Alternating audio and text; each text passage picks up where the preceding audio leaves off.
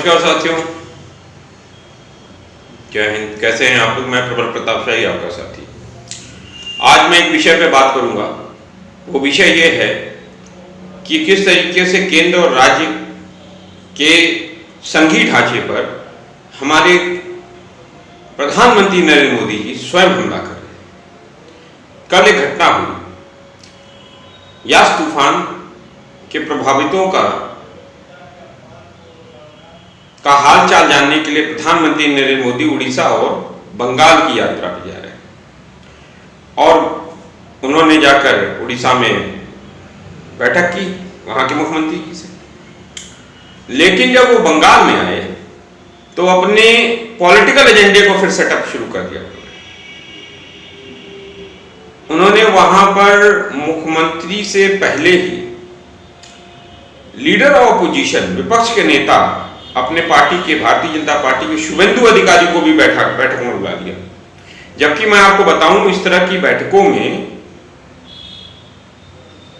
प्रधानमंत्री होते हैं, राज्यपाल होते हैं, मुख्यमंत्री होते हैं, मुख्य सचिव होते हैं और बाकी राज्य के कंसर्न डिपार्टमेंट्स के सचिव होते हैं और केंद्रीय कोई मंत्री होता है वो होते हैं। लेकिन शुभेंदु अधिकारी को किस हैसियत से वहां बुलाया गया, यह पहला सवाल है मेरा। प्रधानमंत्री से एक पद और संस्था है, जैसा राजनाथ सिंह जी कह रहे हैं, मैं उनकी बात मानता हूं कि ये संस्था है, लेकिन संस्था जो है वो स्वयं अपने पद की गरिमा को समाप्त कर रहे हैं। मैं पूछना चाहता हूं, उसके पहले ताउते तूफान जब आया था अभी 10 दिन पहले गुजरात में, प्रधानमंत्री गुजरात का दौरा करने गए थे तो वहां के मुख्यमंत्री विजय रूपाणी जी से उन्होंने ये मुलाकात की, बैठक की और वहां के अधिकारियों से की। क्यों नहीं वहां लीडर ऑफ अपोजिशन जो कांग्रेस के लीडर को बुला के बात की? और नवीन पटनायक जी से बात की तो क्यों नहीं वहां लीडर ऑफ अपोजिशन को बुलाया? ये कौन सी नई परंपरा ये पैदा करना चाह रहे हैं? इनकी हार हो गई है बंगाल में हार हो गई है, उसको पचा नहीं पा रहे प्रधानमंत्री और भारतीय जनता पार्टी।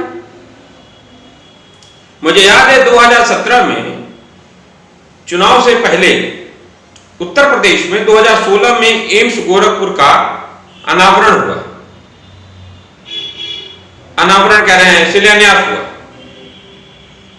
और उसमें मुख्यमंत्री उस समय थे समाजवादी पार्टी के जो राष्ट्रीय अध्यक्ष वर्तमान में अखिलेश यादव, निवर्तमान मुख्यमंत्री हुआ करते थे। वो प्रोटोकॉल के अधिकार से उनको उस जगह पे होना चाहिए था शिलान्यास पे, लेकिन प्रधानमंत्री के कार्यालय से उनको कोई न्योता नहीं दिया गया। स्वास्थ्य मंत्रालय, केंद्रीय स्वास्थ्य मंत्रालय से उनको कोई न्योता नहीं दिया गया। वो बेचारे आए, मुख्यमंत्री अखिलेश यादव उस समय के, और वो एयरपोर्ट गोरखपुर पर उनको रिसीव करके प्रधानमंत्री को वापस चले गए। ये कैसे? शिलापट पर, जो शिलापट है उस पर भी प्रधानमंत्री का ही नाम है, उसमें सांसद थे योगी आदित्यनाथ जी जो इसमें मुख्यमंत्री, उनका नाम है, स्वास्थ्य मंत्री का नाम है, लेकिन वर्तमान मुख्यमंत्री का नाम नहीं था। जबकि स्टेट सब्जेक्ट था, जमीन स्टेट सब्जेक्ट है और जमीन जो है वो राज्य सरकार ने दी थी उस समय के वर्तमान। तो संघीय ढांचे पर किस तरीके से हमला किया जा रहा है, ये प्रधानमंत्री जी से सीखना चाहिए। प्रधानमंत्री ने उनको वैक्सीन सबको प्रोवाइड करनी थी, सारे राज्यों को। नेशनल एपिडेमिक एक्ट लगाया, महामारी एक्ट के बाद उनको जो वैक्सीन की व्यवस्था थी, ऑक्सीजन की व्यवस्था थी, ये सब काम केंद्र का था। केंद्र को राज्यों को गाइड करना था, उनको संसाधन प्रोवाइड कराने थे, उनको देना था। लेकिन जैसे ही वैक्सीन की मांग बढ़ गई, लोग वैक्सीन सेंटरों पर गए, इन्होंने अपना पल्ला झाड़ने के लिए राज्यों को कहा कि आप ग्लोबल टेंडर कर दीजिए। जबकि हमारी आबादी 130 करोड़ है, अगर 130 करोड़ लोगों के लिए 2 डोज खरीदी जाए तो 270 से 300 करोड़ वैक्सीन खरीदी जाएगी। तो जिस भी हम कंपनियों से उसका ऑर्डर करेंगे वो हाथों हाथ हमें लेगी। लेकिन प्रधानमंत्री ने ग्लोबल टेंडर करने के लिए मजबूर किया और अपना हाथ छोड़ दिया, अपने हाथ से साफ कर। यानी अगर कोई अच्छाई हो उसके लिए प्रधानमंत्री सीधे सीधे ताज पहनना चाहते हैं, लेकिन जहां नुकसान है, जहां पर जवाबदेही होती है, वहां पर वो भाग जाते हैं, वहां राज्यों को दे देते हैं। ऐसे कैसा नहीं ढांचा चलता है? केंद्र अपनी जवाबदेही से, अपनी जिम्मेदारी से कैसे भाग सकता है? आज 9 दिनों बाद रजिस्ट्रेशन करने के 9 दिनों बाद मुझे, आज काफी दिनों 9 दिनों बाद इंतजार करने के बाद मुझे आज वैक्सीन लगी, और लगातार मुझे उसके लिए जद्दोजहद करनी पड़े स्लॉट के लिए। और अभी भी परिवार में कुछ सदस्य हैं जिनका रजिस्ट्रेशन हो गया लेकिन उनके स्लॉट नहीं मिल रहे। आप कह रहे वैक्सीन लगवाइए, वैक्सीन कैसे लगेगी? रजिस्ट्रेशन करने के बाद भी हमें स्लॉट नहीं मिल रहा है।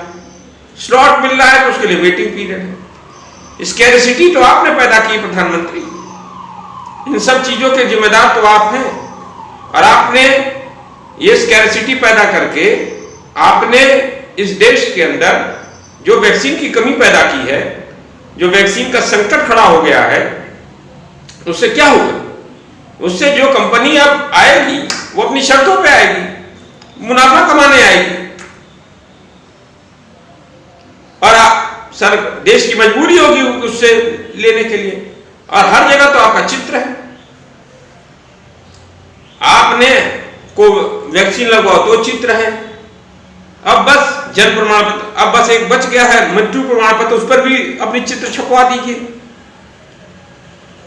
और जिस तरीके से आप संघीय ढांचे पर हमला कर रहे हैं, मुझे याद आ रहा 1991 में रशिया टूटा था, यूएसएसआर हुआ कर, संयुक्त संघ हुआ करता था, सोवियत रूस कहते थे, उसको तोड़ने का काम गोर्बाचोव ने किया था। सारे राज्य अलग हो गए, नए देश बन गए। जिस तरीके से आप संघीय ढांचे पर हमला कर रहे हैं, राज्यों को के मुख्यमंत्रियों के साथ जिस तरीके से आप पेश आ रहे हैं, वो इस लोकतंत्र में ठीक नहीं।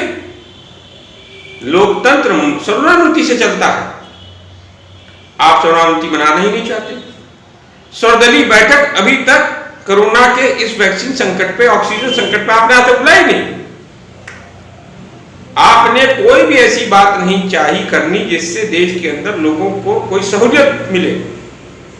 आप बस अपनी बात कहते हैं, लोगों की विपक्ष की बात नहीं सुनना चाहते। जब पूर्व प्रधानमंत्री मनमोहन सिंह ने आपको लेटर लिखकर 5 सजेशन दिए, 5 रिकमेंडेशन दिए, आपको उपाय सुझाए किस तरीके से कोरोना से लड़ा जाए, तो आपको चिट्ठी लिखी प्रधानमंत्री को, वर्तमान पूर्व प्रधानमंत्री ने, और जवाब स्वास्थ्य मंत्री भेज रहे हैं, और वो भी बहुत ही गलत शब्दों में अपमानित कर रहे हैं। आपके खिलाफ कोई आपकी आलोचना करे तो आप वहां पर उस सोशल मीडिया प्लेटफॉर्म के ऑफिस के ऊपर पुलिस से छापा डलवा दे रहे हैं। जो पॉलिटिकल पार्टी आप पे सवाल उठाएगी उसका मान मदद करने के लिए आप ट्विटर पे चल रहे। ट्विटर पर जब तक आपका टूल किट चलता था, जब तक आपके सारे मंत्री सब कुछ सारे प्रदेश अध्यक्ष, सारे संबित पात्रा होता जो भी आपके हैं, वो जब तक उनके ऊपर आरोप लगाते थे दूसरे विपक्षी दलों के ऊपर, उनके नेताओं का मान मंदन करते, मानहानि करते थे, और ट्विटर पे चलता रहता था, तब तक तो ट्विटर ठीक था। लेकिन जब दूसरे लोगों ने शिकायत की ट्विटर से कि संबित पात्रा ने और बाकी और रमन सिंह ने गलत तथ्य प्रस्तुत किए हैं, और उस पर ट्विटर को जांच करनी पड़ी, तो ट्विटर गलत हो गया।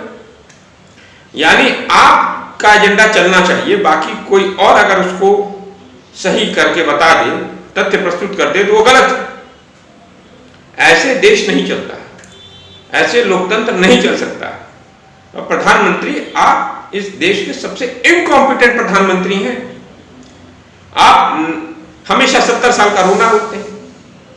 जवाहरलाल नेहरू जी, पंडित जवाहरलाल नेहरू जो प्रथम प्रधानमंत्री थे, जब देश आजाद हुआ था, हमारे पास क्या था? शून्य था। वहां से उन्होंने शुरू किया, नवरत्न बनाए, steel authority of India, Bokaro से क्या क्या नहीं बनाया उन्होंने। एम्स बनाया, आईआईटी बनाई, आईएम बनाया, क्या क्या चीज नहीं देश के अंदर बनी। आप कहते हैं कुछ देश में हुआ ही नहीं 70 सालों में। बिना 70 सालों में देश में कुछ हुआ ही नहीं, कैसे कुछ नहीं हुआ? आप कितने गलत तथ्य प्रस्तुत करते हैं। आप हिंदुस्तान को किस रास्ते पर ले जाना चाहते हैं? मैं आपसे यही कहता हूं, आप मुझसे उम्र में बड़े, लोकतांत्रिक बनिए। ये हिटलर का जर्मनी नहीं है, ये गोर्बाचोव का रशिया बनाने की, संयुक्त रूस बनाने की कोशिश मत करिए। जिस तरीके से आप स्टेटों के साथ झगड़ा कर रहे हैं, जो आपकी पार्टी के स्टेट नहीं है, जहां पर सरकारें नहीं है, वो बहुत बड़ा संघीय ढांचे पर हमला कर रहे हैं, उससे लोकतंत्र देश का कमजोर करें।